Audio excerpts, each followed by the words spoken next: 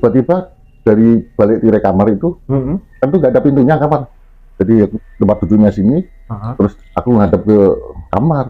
Nah, tiba-tiba pas kita ngobrol, si Oncom tadi nongol di kamar. Begitu sampai rumah, aku nggak percaya tuh HP tak buka, loh kok nampak juga di situ. Ada penampakan pocong ya ini itu si Oncom tadi. Aku nggak percaya, setengah heran. Wong tanpa HP itu sebenarnya kan kita bisa lihat kalau memang diizinkan sama Yang Maha Kuasa. Nah, ternyata masuk tuh di foto itu. Di foto ya. Iya.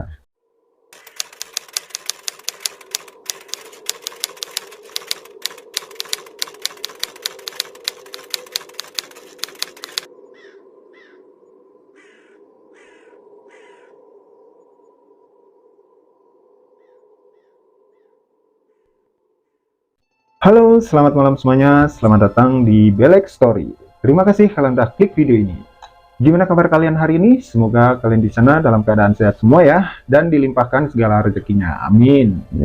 Pada malam hari ini kita ditemani lagi oleh Mas Jenggot, narasumber kita. Selamat malam Mas Jenggot. Ya, selamat malam teman-teman sahabat story di Belek Story. Jumpa lagi dengan saya Mas Jenggot dalam konten Belek Story. Salam Rahayu, selamat malam, Om Swastiastu, Namo Buddhaya, Assalamualaikum warahmatullahi wabarakatuh, salam sejahtera, Rahayu, Rahayu, Rahayu, Sagung Dumadi. Gimana kabarnya Mas? Sehat? Ya, puji syukur, selalu dalam lindungan Tuhan Yang Maha Esa. Amin. Jadi Sobat Belek Story semua, kenapa saya mengundang Mas Jenggot lagi? Karena Mas Jenggot baru saja mempunyai pengalaman yang ya bisa dibilang menyeramkan lah. Pas waktu Mas Jenggot ini mengobatin pasiennya ya Mas ya, itu secara nggak sengaja atau kebetulan itu terjadi penampakan ya Mas ya? Iya, bisa dikatakan pocong ya Mas ya? Pocong. Jadi oke, langsung aja, nggak usah berlama-lama lagi, langsung aja dimulai ceritanya Mas.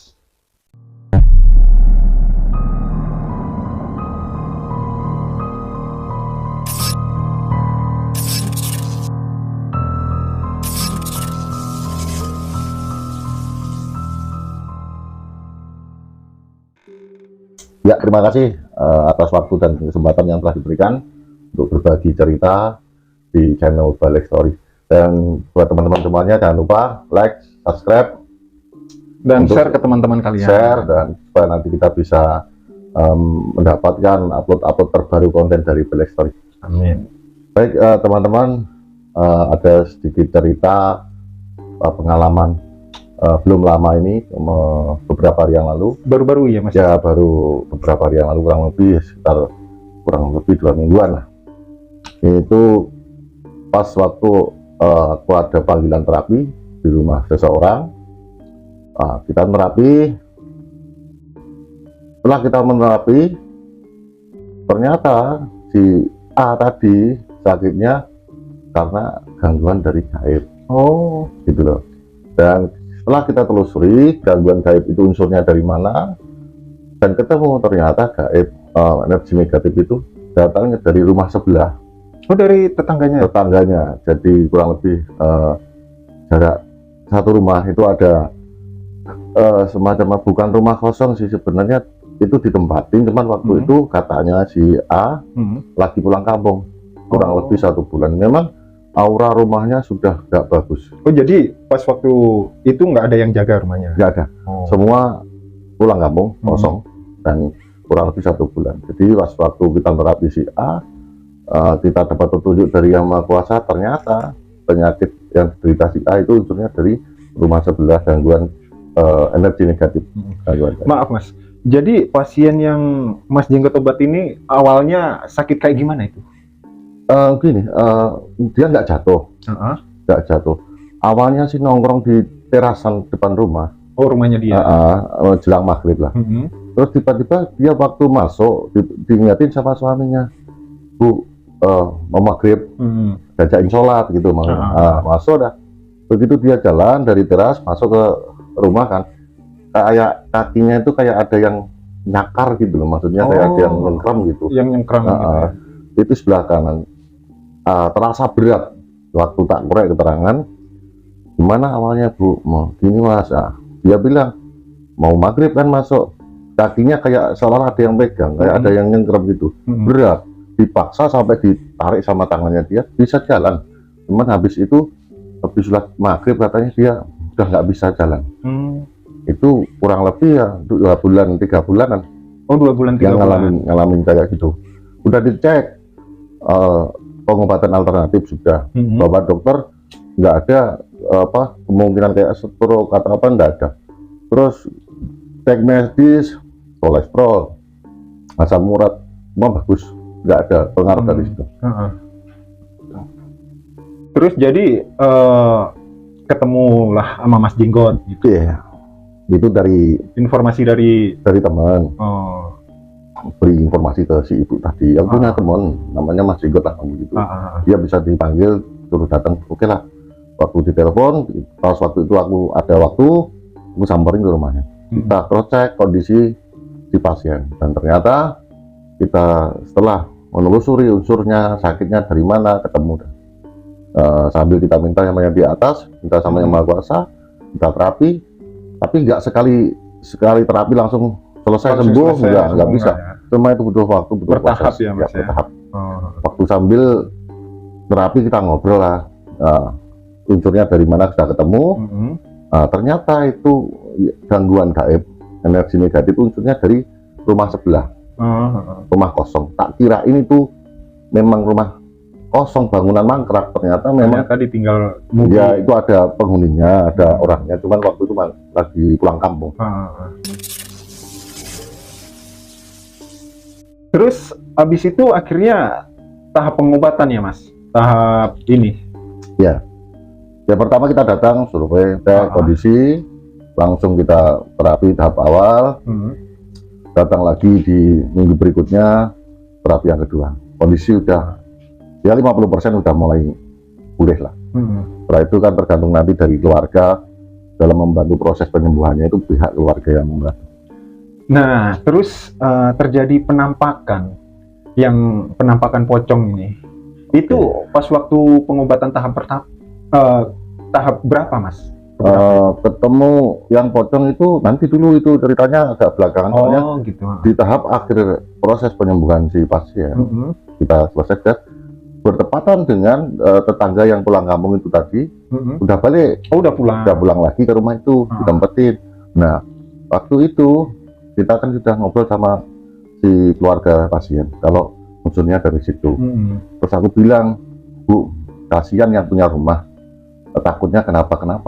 Nah, si suami nyamperin, ya kan, nyamperin, oh udah pulang, udah balik kampung, udah balik lagi ke rumahnya, ya. Terus dikasih tahu, terus yang punya rumah itu tadi, tetangganya akhirnya malah datang ke rumah si ibu yang terapi itu tadi, sama bapak, sama suami tadi, dibawa nemuin aku gitu loh. Ketika kita sudah ketemu, ngobrol, kita kasih tahu, kok rumahnya sampean itu aura negatifnya kuat banget, banget. Dan dia bilang apa, yang punya rumah itu tadi, jawabnya simple, gini dia bilang, sudah biasa Pak. Kami sekeluarga sudah biasa dengan lingkungan energi negatif. Dia tahu kalau rumahnya memang banyak penghuni makhluk-makhluk gaib. Jadi sering diganggu juga mereka itu? Enggak, karena sudah terbiasa. Cuman waktu itu aku bilang gini, iya kalau sampean sama suami sampean terbiasa sih nggak masalah. Kan sampean punya anak kecil, takutnya anak kecil itu kan daya tahannya juga lemah, gitu loh. Yang dikhawatirkan di situ. Ya, habis itu aku cuma bilang, ya semoga semua baik-baik saja. Cuma bilang gitu. Habis itu aku merapikan udah selesai. Ya udah aku pulang. Itu udah nggak kesana lagi, terapi lagi udah selesai. Udah selesai. Udah selesai. Berarti udah sembuh itu pasiennya. Pasien udah bisa jalan, udah bisa enak lah, tinggal pemulihan aja tergantung dari keluarga. Terus yang menarik lagi di sini, ketika udah pulang, udah berjalan beberapa minggu, udah gak kontak lagi sama si pasien, artinya kan udah sembuh. Ya, setelah selang beberapa minggu, si yang punya rumah yang di rumah kosong itu tadi nyamperin ke rumah si pasien si A yang udah sembuh tadi. Dia bilang, Bu, anakku sakit, udah tak bawa ke dokter, katanya nggak ada penyakit. Terus tak bawa ke alternatif, nggak ada hasilnya. Anakku tetap nangis, tetap panas. Umur berapa itu anak? 3 tahun. Oh, 3 tahun. Itu anak yang keempat, yang paling kecil.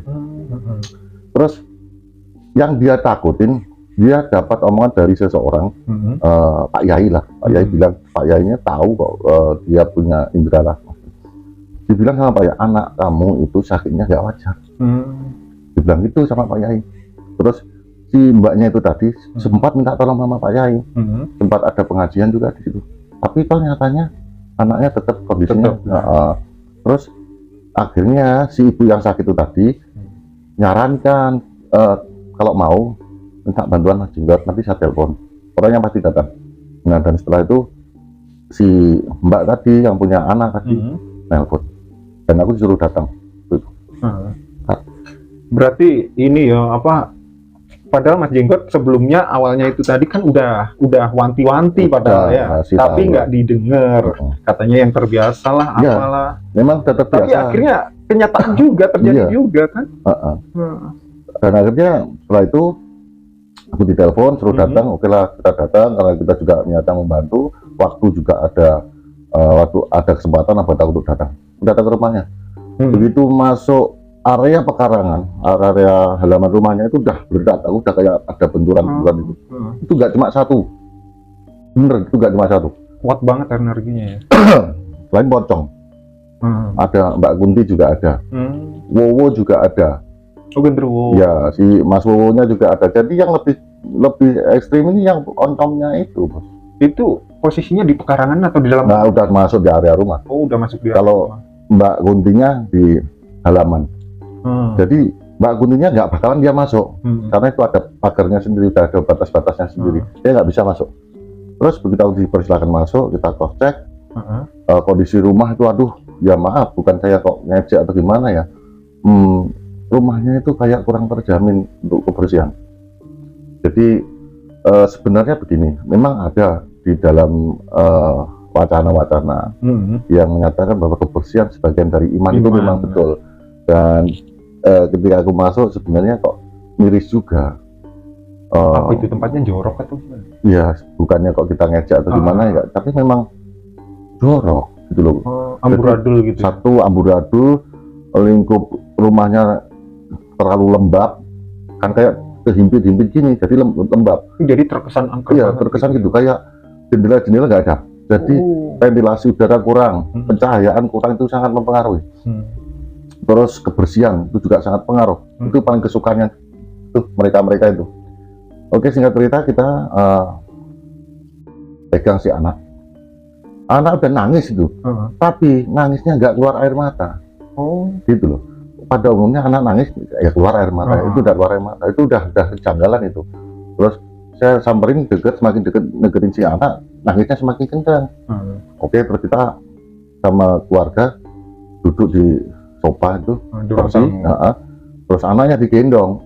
Nggak mungkin ditidurin gitu karena dia nangis, terus digendong sama ibunya.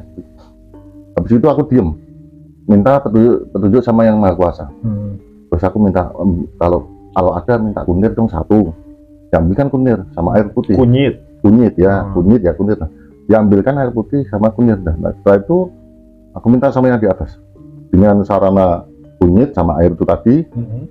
Pancaran sinar dari Yang Maha Kuasa itu sebagai media untuk penyembuhan. Nah, setelah itu si anak kecil tadi digendong, bagian titik-titik tertentu tak kasih kunyit itu tadi. Habis itu Mbak tolong kunyitnya dihalusin, diambil airnya, ampasnya nanti dibuat bobok. Insya Allah kalau Tuhan memang mengizinkan itu pasti sembuh. Dan setelah itu dibikinkan jamu itu kunyit, diminumkan dikit-dikit sampai habis, dan setelah itu kita ngobrol, dan anak itu tadi udah nggak nangis lagi. Seketika nangis karena apa? Ya ini kemurahan dari Yang Maha Kuasa. Bukan kok kita karena punya ilmu, enggak, karena itu memang kemurahan dari Yang Maha Kuasa. Si itu tadi, oncom itu tadi, sebenarnya dia nempel. Pocongnya itu nempel di punggungnya si anak itu tadi. Jadi yang ganggu anak itu tadi pocong. Pocongnya yang lebih ekstrim, dia lebih itu ganggunya. Setelah dia bisa lepas, si anak kita mintakan perlindungan dari Yang Maha Kuasa, si oncom itu tadi sudah nggak bisa dekat lagi. Kita nggak bisa deketin si anak itu tadi. Anak udah digendong sambil tiduran, umur 3 tahun. Jadi setelah dikasih air kunyit, udah bisa tidur. Aku sambil ngobrol nunggu di situ, udah mulai reda panasnya, gagak nangis, terus sambil ngobrol. Sebenarnya itu banyak di rumahnya. Waktu aku tengok ke belakang, ada si Wowo, dia duduk di atas kayak ini apa, kuda-kuda rumah itu. Oh, di atas atap dia? Ya, di atas kuda-kuda. Dia duduk itu si Wowo. Loh, itu ada di belakang, ada anak kecil juga. Terus di bagian area kamar itu si oncom tadi. Tapi mereka gak ganggu ya? Iya, Ganggu sebenarnya pocong itu tadi ya? Iya, dibilang nggak ganggu ya ganggu juga. Ganggu ya? Ya ganggu.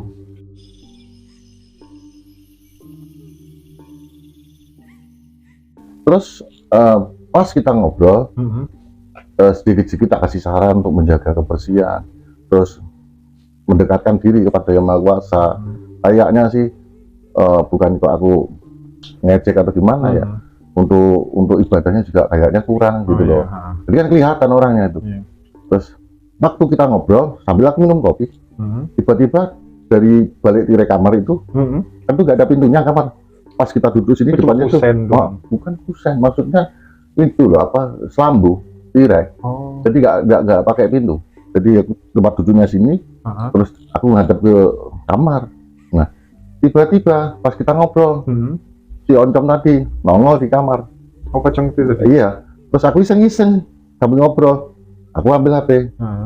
Habis itu aku buka kamera. Sebelum aku ambil gambar, sempat aku berdiam diri, artinya berdoa dulu, minta sama yang di atas, ya siapa tahu bisa keambil itu gambarnya. Dan kayaknya baru kali ini aku bisa ambil gambar. Itu pun aku kayak nggak percaya. Kayak nggak percaya. Langsung iya, tak pikir foto ya? Itu sebenarnya tanpa kita ambil HP pun, tanpa kita ambil foto, kan udah kelihatan itu. Cuman iseng-iseng waktu itu aku ambil HP, buka kamera, aku diam bentar, habis kabarnya aku kasih doa, aku klik lah, tak jepret, ambil foto, udah tak taruh di meja, kita ngobrol lagi sama yang punya rumah, dan ternyata ngobrol, kasih saran, dan setelah itu aku pamitan pulang. Begitu sampai rumah, aku nggak percaya tuh HP tak buka, loh kok nampak juga di situ ada penampakan pocong ini. Itu ya? si oncom tadi. Aku nggak percaya, setengah heran. Wong tanpa HP itu sebenarnya kan kita bisa lihat kalau memang diizinkan sama Yang Maha Kuasa. Dan ternyata masuk tuh di foto itu. Di foto ya. Iya. Tapi kalau aku lihat ini ya, apa namanya? Kalau aku lihat di fotonya, ini kok kayak jelas banget nampakinya gitu. Makanya aku saja kayak nggak percaya. Padahal. Tapi pas waktu di rumah itu, pas waktu Mas Jenggot ngelihat penampakan pocong itu tadi, itu yang bisa ngelihat cuman Mas Jenggot atau satu keluarga itu bisa ngelihat juga? Kalau pihak keluarga kayak si yang laki, si perempuan, tak tanyain, pernah lihat sosok-sosok tertentu enggak? Kalau melihat secara langsung secara jelas, belum pernah. Cuman kayak ada bayangan. Siluet bayangan gitu ya. Waktu di belakang kayak ada orang jongkok di atas, terus kadang ada bayangan sekelebat gitu. Cuman gitu doang. Kadang ada suara teriakan, tangisan atau ringian. Tapi kalau ketemu secara pasti, secara jelas belum pernah. Belum pernah ya. Wih, tapi serem juga loh itu fotonya, aku lihat. Jelas banget. Iya. Padahal kalau biasanya ya kalau penampakan kayak gitu kan kalau kejepret kamera gitu biasanya kayak siluet atau cuman sekedar transparan. Terkadang gini Mas, selama aku coba iseng-iseng ambil gambar makhluk-makhluk gaib, biasanya yang nampak itu di foto kayak semacam orbs. Oh iya. Kayak orbs yang putih-putih kayak kabut, kayak kapas.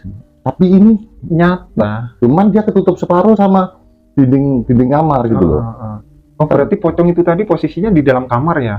Di dalam kamar. Pas depan sama aku duduk ini. Waktu ambil gini, dia cuma kelihatan separuh bagian badan. Bagian masih ketutup. Serem juga ya.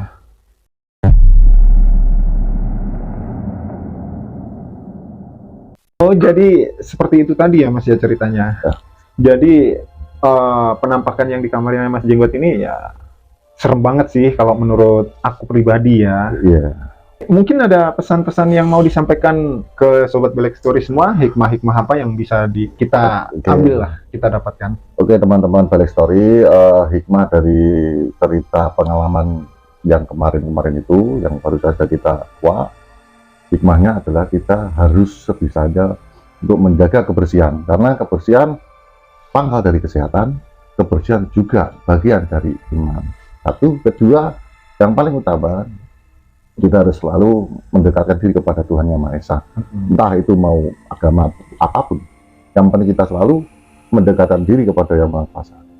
Intinya supaya kita selalu dilindungi, dijauhkan dari segala macam para bahaya. Amin, amin ya rabbal alamin. Baik Sobat Black Story, dimanapun Anda berada, sekian cerita misteri hari ini saya mengakhiri. Bila ada salah kata, cara penyampaian kurang sopan atau bagaimana, saya mohon maaf yang sebesar-besarnya. Saya hanya manusia lumrah yang masih banyak salah. Semoga Black Story akan hadir dengan cerita-cerita yang lebih menarik lagi. Amin, pastinya Mas. Assalamualaikum, selamat malam, Om Swastiastu, Namo Buddhaya, Rahayu Rahayu Rahayu. Jadi itulah tadi cerita dari Mas Jenggot yang bisa menemani kita pada malam hari ini. Untuk saran dari kalian, silahkan tulis di kolom komentar ya, agar video kedepannya bisa jauh lebih baik lagi dan channel ini makin berkembang. Like jika kalian suka dengan videonya, tekan tombol subscribe buat kalian yang belum subscribe. Selamat malam, selamat beristirahat, sampai ketemu di video selanjutnya. Terima kasih. Terima kasih banyak. Terima kasih. Ya, sama-sama.